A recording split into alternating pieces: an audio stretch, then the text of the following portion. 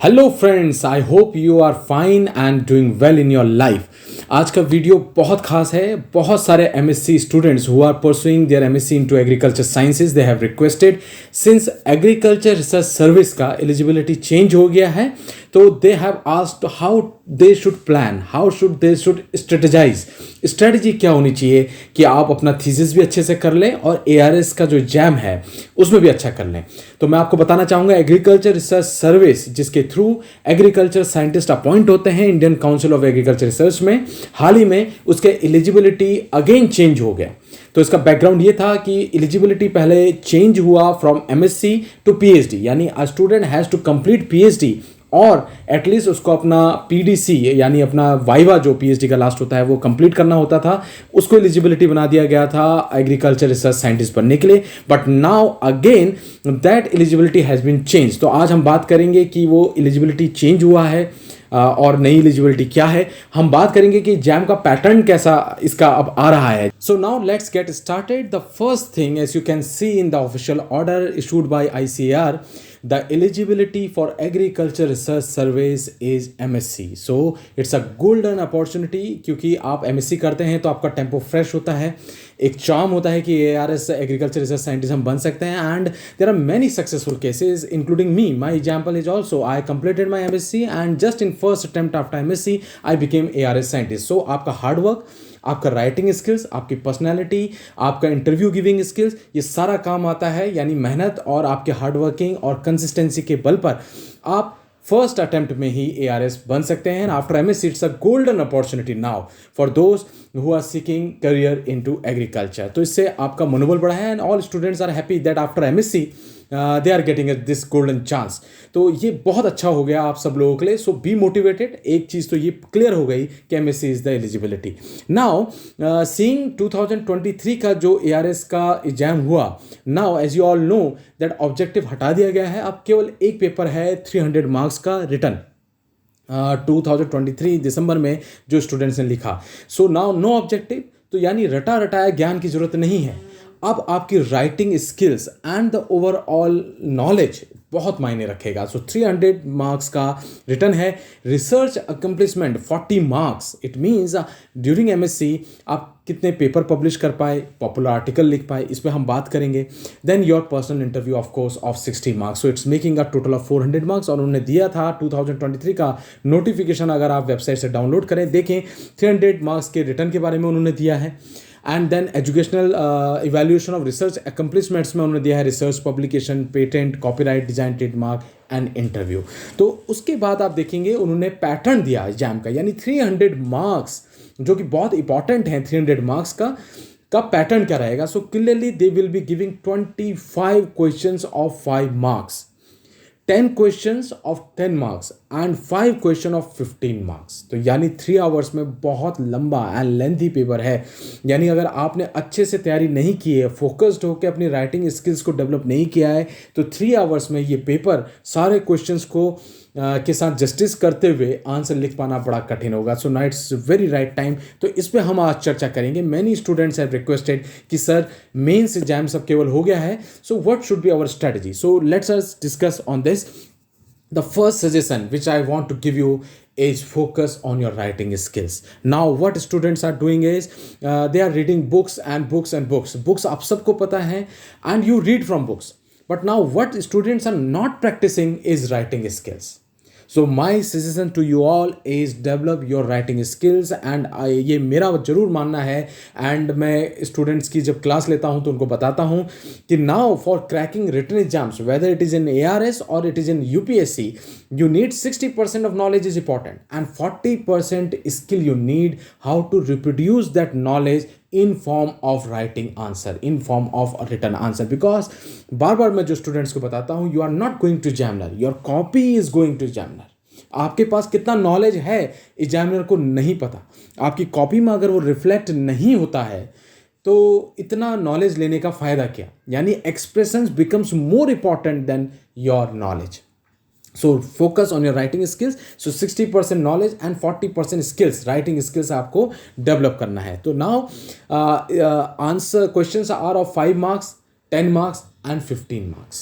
Right? Your writing skills and how you write an answer is important, ठीक है? So there should be clarity होनी चाहिए आपको कि 5 मार्क्स में क्वेश्चन आया, what should be my structure, 10 marks में आया, what should be my structure, 15 marks में आया, व्हाट शुड माई स्ट्रक्चर। मैं सेपरेट एक वीडियो आप लोगों के लिए स्पेशली बना रहा हूँ, कुछ ही दिनों में अपलोड कर दूंगा, इफेक्टिव आंसर राइटिंग। बहुत सारे स्टूडेंट ने मुझे रिक्वेस्ट किया कि sir let's make an video on effective answer writing, यानी 5 मार्क्स का क्वेश्चन का एक स्टैंडर्ड आंसर कैसे होना चाहिए, 10 मार्क्स का कैसे होना चाहिए और 15 मार्क्स का क्वेश्चन कैसे होना चाहिए। ये मेरे चैनल में आपको कुछ दिन में मिल जाएगा। Now work upon your speed and writing because it's a 300 mark question and you can see 25 questions, then 10 questions and 5 questions. So 3 marks 3 hours में अगर ये करना है तो आपकी स्पीड, बहुत अच्छी स्पीड आपको चाहिए। Your answer should be attractive, to the point and full of example. तो जब मैं चर्चा करूँगा how to write effective answers, तो उस समय ये हम कवर करेंगे। देन सेकेंड जो सजेशन मैं अभी दूंगा कि if you are in MSc first year, so make notes of all the subject which you are studying. तो the first step should be the print the ARS syllabus. उसमें एक separate video मैं बनाऊंगा specially students from extension education social science के, कि आपके syllabus में कौन कौन सी किताबें आपको मैच करनी है और कौन कौन सी किताबें सिलेबस वाइज पढ़नी है। आप अपने ARS डिसिप्लिन का सिलेबस को प्रिंट ले लीजिए और प्रिंट लेने के बाद आप उसमें देखिए नोट्स मेकिंग करना शुरू कीजिए unit wise, topic wise. So हम अपने स्टूडेंट को एडवाइस करते हैं, now it's a mains paper, written paper, so you should make notes out of each and every topic. So 1 A4 sheet for 1 topic which I recommend always. A4 sheet लीजिए और A4 sheet पे अपना notes बना लीजिए एक topic पे, और that A4 sheet should consist of the notes from various sources. 3 और 4 बुक्स का रिमिक्स करके आपका एक A4 शीट बनना चाहिए। सो 1 टॉपिक और 1 इंपॉर्टेंट क्वेश्चन, 1 A4 शीट, इस तरह से आप रोज बनाइए। So your writing skills will be developed. So daily notes making, don't rely just reading books, makes notes. Your handwriting should be improved, your writing skill should be improved, your vocabulary should be developed. So make notes by your own hands, बनाइए और उसको रखते जाइए। Then second point which I will impress है handwriting improvement. हम बहुत सारी copies जब चेक करते हैं तो हैंड राइटिंग का बहुत इंपॉर्टेंट रोल है। अगर अच्छी हैंड राइटिंग होती है तो आपका आंसर अट्रैक्टिव लगता है, आपको अच्छे मार्क्स मिलते हैं। सो हैंड राइटिंग पे अपना वर्क ऑन कीजिए, नोट्स बनाते रहेंगे रेगुलरली तो हैंड राइटिंग भी इम्प्रूव होती रहेगी। एंड यूजिंग द पेन, अच्छे से लिखना, टाइम से लिखना, स्पीड से लिखना। हम ब्लैक और ब्लू पेन का इस्तेमाल करते थे। Now you can see the rules exams में वेदर दे अलाउ ब्लैक और ब्लू पेन और not. If 1 pen also, so you can put heading, underline the heading and then you can explain, right? So your answer should consist of introduction, how you introduce the topic, how you given the body, how you have given the examples, case studies, and if you can quote some research study which has been done into that area which has been asked. So आपको writing skills पे बहुत जोर देना, अपने notes बनाना शुरू कीजिए। सो इस पर मैं सेपरेट वीडियो लेके आऊँगा, how to write effective answer for 5 mark question, 10 mark question and 15 mark question. But one thing which you should keep in your mind is you have to develop your writing skills if you want to do good into these 300 marks in ARS. Now the second part is research accomplishment. Research पे कैसे करें? So since if you are doing MSc, you will be doing thesis for the first time in your life. Right? If you are in PhD तो आपके पास experience होता है. Whether you are in PhD or whether you are in MSc, you have to make a balance between your research, ongoing research at your university and also in your preparation. One thing. तो research accomplishment में जो 40 marks का रखा है उसमें आप क्या कर सकते हैं? Prepare and publish good research papers. So आप करिए NAAS rated, NAAS NAAS rated journals identify कीजिए अपने सब्जेक्ट में, वहाँ अपने एडवाइजर्स, अपने गाइड के साथ मिलकर रिव्यू पेपर पब्लिश कीजिए, रिसर्च पेपर पब्लिश कीजिए। You can publish popular article, there are many magazines where you can publish, you can publish book chapters along with your advisers. If you have completed your MSc or if you have completed your PhD, you can apply for copyright, patent, if you belong to those sciences streams where patent is granted, and seminars. You should attend different seminars, give oral presentations, और इन सब से आपका research accomplishment वाला part होगा। इस पर भी एक सेपरेट वीडियो बनाने का मैं प्लान कर रहा हूँ कि आपको मैं जर्नल्स के नाम बता पाऊँ, how to publish, what is research paper, what is review paper, what is case study, what is popular article, और ये कैसे पब्लिश कर सकते हैं, कैसे आप अपना रिसर्च अकम्प्लिशमेंट को स्ट्रॉन्ग कर सकते हैं so that you can get good marks out of 40। इस पर भी मैं सेपरेट वीडियो लेके आऊँगा। तो आज का जो आपको रखना है, take home message is: one, you have to develop your writing skills. Second, you have to focus on your research publication. And third is, जो मैं सजेस्ट करना चाहता हूँ, you have to make a very good balance between your on going research and on going studies exams at your university and your self study for ARS. इन दोनों में एक balance बनाना बहुत जरूरी है.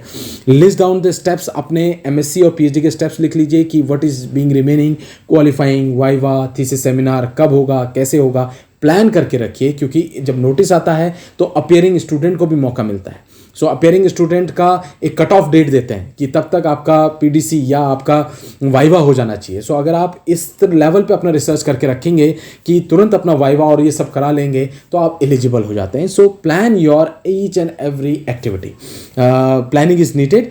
And of course the last but not the least and the most important is motivation. If now the eligibility has been MSc, तो MSc के स्टूडेंट बार बार ये सोचते हैं कि there are many PhD candidate who are waiting for ARS seat, why only me. अगर हम लोगों ने भी यही सोचा होता तो जस्ट आफ्टर MSc कैसे सेलेक्ट होते. You need one seat and if one seat comes into your department you should prepare for it. Don't think that PhD students are there or my competitors are there. You need only one seat, and if one seat is there in the notification, you should prepare and prepare your profile. 300 marks में से आप target कीजिए कि 250 plus हम marks लेके आएंगे. Interview में target कीजिए कि 60 में से 50 प्लस मार्क्स लेके आएंगे. 40 रिसर्च अकम्पलिशमेंट है, आप टारगेट कीजिए उसमें एज मच एज पॉसिबल लेके आएंगे. सो क्यों नहीं, आपका बहुत अच्छा चांस सिलेक्शन का होता है. सिलेबस का एनालिसिस करना बहुत ज़रूरी है. मैं आपको सब बता रहा हूँ क्योंकि सिलेबस चेंज हुए हैं. सिलेबस को देखिए, उसके हर एक यूनिट को देखिए, कौन कौन सी बुक्स किस यूनिट पे है उसका लिस्ट डाउन कीजिए. एक्सटेंशन एजुकेशन का तो मैं सेपरेट वीडियो पूरा बना के अभी डाल दूंगा कुछ दिन में कि कौन सी यूनिट के लिए कौन सी बुक आप रेफर कर सकते हैं. And the most important thing which I want you to suggest is notes making, which is very important. Notes making और continuity in to notes making is more important than notes making. आपने मेरा video देखा, motivate हो गए, notes making करनी शुरू की, 10 दिन के बाद आपने छोड़ दिया तो फिर काम नहीं बनेगा. Right. So notes making should be a continuous effort. Every unit you identify important topics and make separate notes on these topics. Every unit, 3 or 4 books you should read. The topics you should read from the books and jot down their important points and make your answers of 5 marks, 10 marks, 15 marks. बना के रखिए. सो आपका revision at a glance हो जाएगा, आपकी writing skills develop हो पाएंगी. Because now again and again I am saying writing skills are becoming more and more important if you are appearing for ARS mains. So friends, this is all overall strategy. I have today told you the overall strategy for ARS and you should start your journey. शुरू में लगता जरूर है कि बहुत hectic है, but once you start your routine, daily routine, once you get started, then things will become easy. So I hope you have liked this video. I have sensitized you towards writing skills, towards research accomplishment and towards making notes. So start preparing notes. मैं separate video एक खास लेके आऊँगा जो irrespective of disciplines, केवल social science ही नहीं सबके काम का होगा. How to write effective answers for 5 marks, 10 marks and 15 marks. So बने रहिए मेरे चैनल पे ऐसे ही academic, enriching, life building videos देखने के लिए. लाइक करें, शेयर करें, सब्सक्राइब करें. Thank you so much. नमस्कार.